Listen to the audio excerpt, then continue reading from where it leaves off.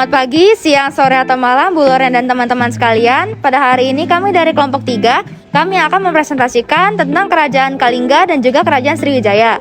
Sebelum itu, kita akan memperkenalkan diri kami terlebih dahulu. Nama saya Catherine.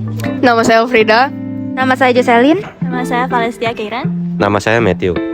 Halo, nama saya Lim Jonathan Irawan. Selamat menonton. Nama Sriwijaya berasal dari bahasa Sanskerta yaitu Sri yang berarti cahaya dan Wijaya yang berarti kemenangan. Arti Sriwijaya dapat diartikan sebagai kemenangan yang gemilang. Berdasarkan isi dari Prasasti Kota Kapur, Kerajaan Sriwijaya diperkirakan berdiri pada abad ke-7 Masehi yang didirikan oleh Dapuntahyang Sri Jayanasa.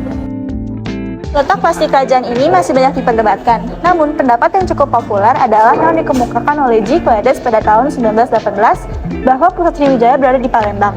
Sampai saat ini, Palembang masih dianggap sebagai pusat Sriwijaya. Beberapa ahli berkesimpulan bahwa Sriwijaya yang bercorak maritim memiliki kebiasaan untuk berpindah-pindah pusat kekuasaan. Sebab para ahli menyimpulkan bahwa Sriwijaya berpusat di Kedah, kemudian Muara Takus, hingga menyebutkan kota Jambi.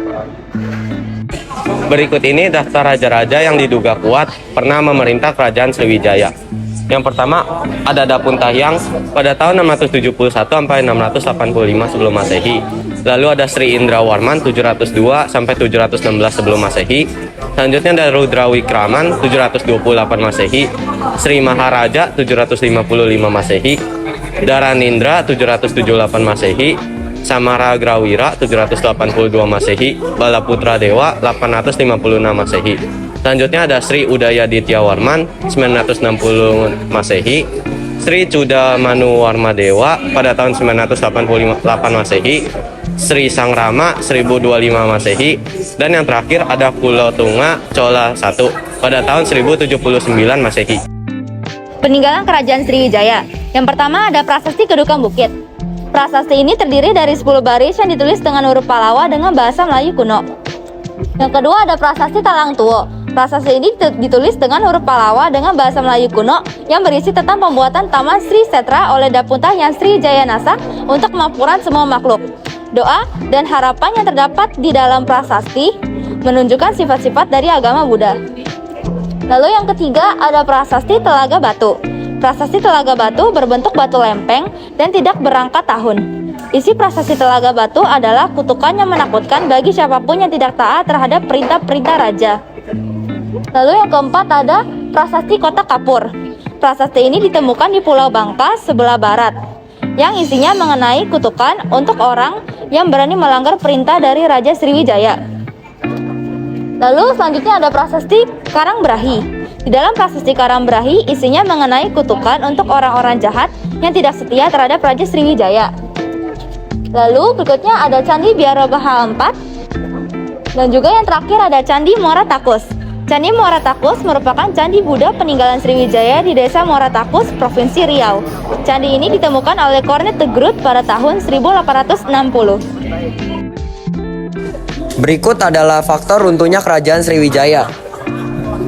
Jauhnya letak Palembang dengan laut, banyaknya wilayah Sriwijaya yang melepaskan diri, menurunnya aktivitas perdagangan, melemahnya sektor militer, Raja Sriwijaya tidak memimpin dengan baik sehingga pemerintahan kerajaan tidak berjalan dengan lancar.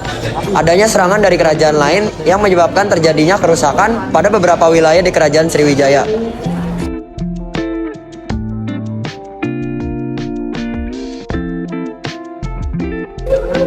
Kerajaan Kalingga didirikan oleh Dapunta Shailendra pada abad ke-6. Letak Kerajaan Kalingga masih menjadi perdebatan bagi para ahli sejarah. Ada beberapa asumsi mengenai letak Kerajaan Kalingga, yaitu di Blora, Purwodadi, Salatiga, dan Jepara. Raja pertama Kalingga adalah Prabu Wasumurti, pemimpin di tahun 594 sampai 605 Masehi, sebelum digantikan oleh Prabu Wasugeni hingga 632 Masehi. Raja-raja yang pernah memimpin Kerajaan Kalingga antara lain ada Prabu Wasumurti pada tahun 594 sampai 605 Masehi. Lalu ada Prabu Wasugeni 605 hingga 632 Masehi. Lalu selanjutnya ada Prabu Wasudewa 632 sampai 652 Masehi. Prabu Kiratasinga pada tahun 632 sampai 648 Masehi. Prabu Wasukawi 652 Masehi. Prabu Kartikeya Singa pada tahun 648 sampai 674 Masehi. Dan yang terakhir ada Ratu Sima pada tahun 674 sampai 695 Masehi. Ia adalah sosok yang berhasil memimpin kerajaan Kalingga mencapai puncak kejayaannya. Prasasti dan peninggalan dari kerajaan Kalingga adalah yang pertama ada prasasti Tukmas, yaitu tulisan dengan huruf Pallawa dan berbahasa Sanskerta berisi mengenai sumber air yang sangat bersih. Aliran sungai dari sumber ini diibaratkan sama dengan aliran sungai Gangga yang terdapat di India. Ada pula beberapa lambang Hindu seperti keong, kendi, trisula, dan cakra. Yang kedua ada prasasti Sojamerta. Prasasti ini berisi tulisan aksara Kawi dan Melayu kuno. Prasasti ini diperkirakan sudah ada sejak abad ke-7 Masehi dan ditemukan di Kabupaten Batang, Jawa Tengah. Lalu yang ketiga tuh ada prasasti Candi Angin, ditemukan di Kabupaten Jepara. Letaknya sangat tinggi namun tidak roboh jika tertiup angin. Karena itu dinamakan dengan Candi Angin. Dan yang keempat yaitu situs Puncak Sengolikur Gunung Murid.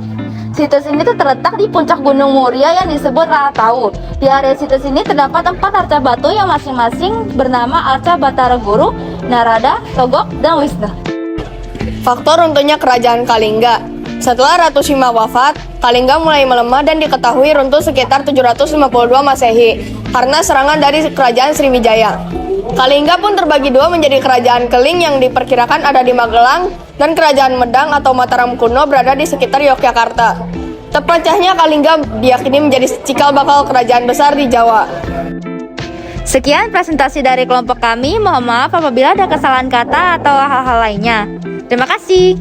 Dadah. Arigatou gozaimasu.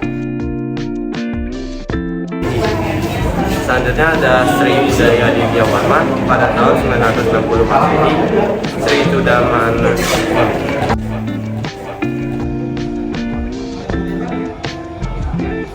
Bukan.